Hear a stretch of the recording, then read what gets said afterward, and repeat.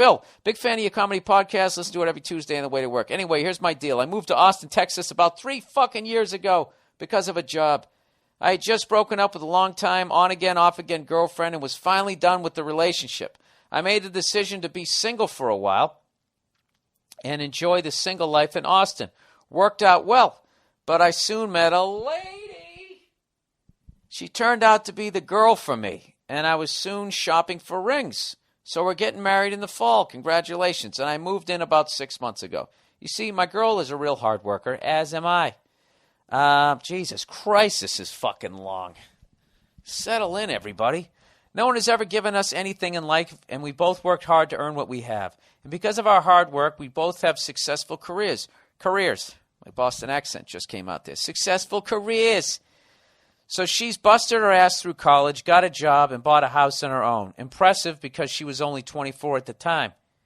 God damn it, I wish I lived in Texas and could buy a house at 24.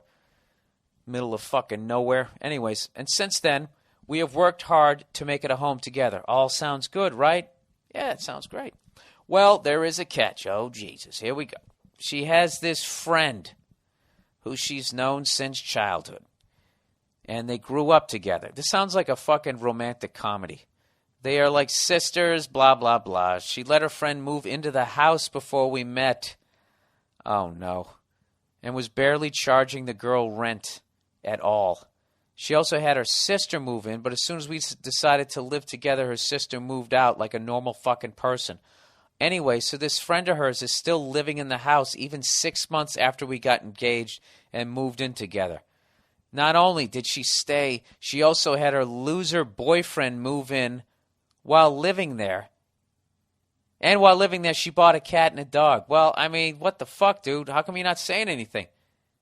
Oh, whoa, here's the next sentence. I had a million talks with my girl about it and how it's wildly inappropriate to have these people and animals living in our house when we're trying to start a family, but she feels responsible for the well-being of her friend and doesn't want to throw her out on her ass. Oh, no. Holy shit, dude. How big is this house?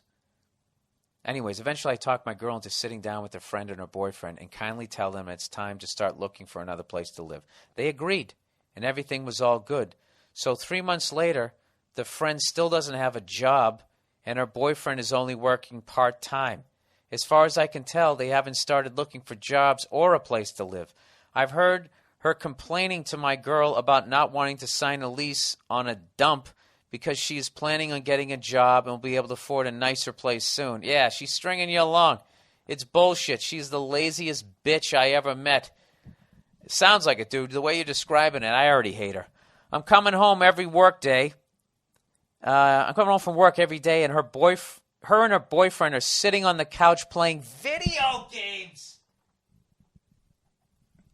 Oh, my God. I also recently found out that my girl is not charging her friend any rent at all, and the boyfriend only pays $200 a month, which is nothing compared to what he could be making with what we could be making with the roommate, and he's a fucking loser as well. 30 years old and never had a full-time job in his life.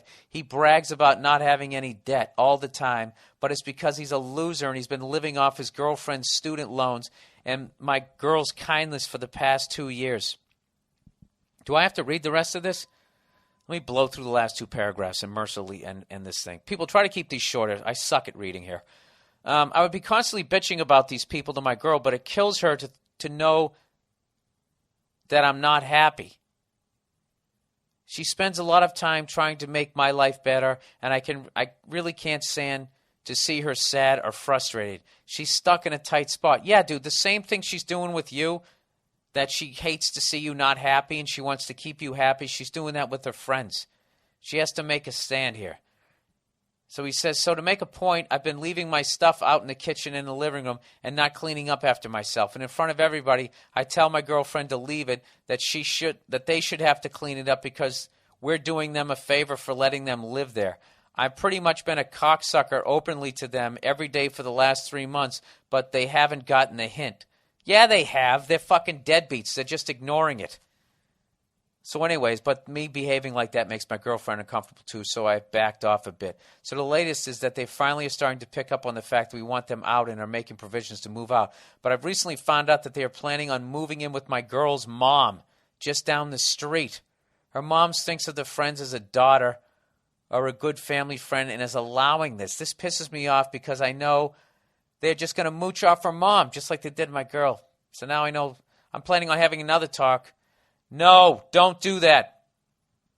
Don't do that. So now I am planning another talk with them about starting their own life separate from my girl or her family, but I know they wouldn't get the message unless I came out and became a complete dick, which would totally kill my girlfriend. What should I do? This is what you do. All right? Let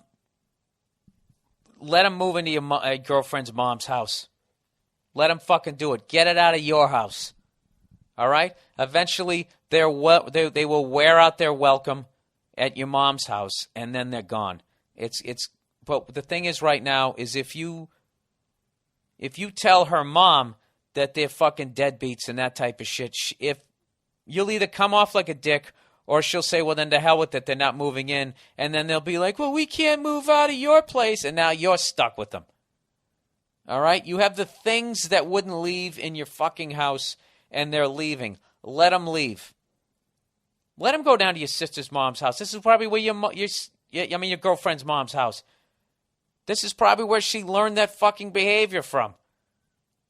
You know? So, that's her house. Right now what it is you personally hate these motherfuckers, and you want them to live in the shithole that they so rightfully deserve to live in. So what you're doing right now is you're letting your personal hatred of them get in the way of your ultimate goal, which is to get them the fuck out of the house, which is happening. Okay? If her mother wants to take them in, let her do it. And eventually she will discover that they're fucking moochers. Now, I know what you're thinking, like, what kind of a fucking future son-in-law am I if I don't give her the heads up? And I'm telling you, just judging by the way your future bride is, this is just how they are. They're giving people who get taken advantage of by mooches, and the same way your fiancé is learning this lesson, your mother's going to learn the lesson. So these people are actually great that they came into your life because hopefully you'll be able to use them as an example all throughout your marriage. Whatever their fucking names are, you're going to be like, well, look, we're going to end up in another situation like Kathy and Michael Fuckface. Remember that? When they sat on the goddamn couch playing Atari for 3 fucking years? Yeah, dude. Listen. You don't want to fight both those fights. You'll end up like America. You're going to have 2 wars going on at once. You're going to go bankrupt. Don't do that shit. All right? Iraq is your house. Let them go to fucking Afghanistan. Don't fucking worry about it. Or vice versa. We went into Afghanistan first. I don't know how to fucking say it. I don't read. I don't give a shit. Douchebag of the week, by the way, is Hammerlick from fucking the Canadians. That guy's an all-star, man. He knows better than that. Flopping around out there. Like he's on fucking I Love Lucy or something, doing a Carol Burnett show, doing a goddamn sketch. Get up! All right, last one I'm going to read here, everybody. Coming up on an hour, keeping this one nice and tight. Hey, Bill, I love your stand-up comedy, and your podcasts are freaking hilarious. Thank you very much. I love what you're doing, and I hope you keep doing it. Thank you. I'm a junior in high school, and I really have a problem with my mom's boyfriend. Yeah, I would think so. For the obvious reason, but we're not going to get into that because you're too young to talk about it. I don't know what to do because my mom used to be really cool and she would really listen to me when her boyfriend wasn't around. Now when he comes over, she makes me cook my own dinner, which isn't that bad to do, but the fact that she ignores me and listens to him more than she does to me is what really gets to me. This guy can be a real asshole to me and my mom. Oh, Jesus Christ. And the thing is that they fight all the time, and yet they're still together after 5 years.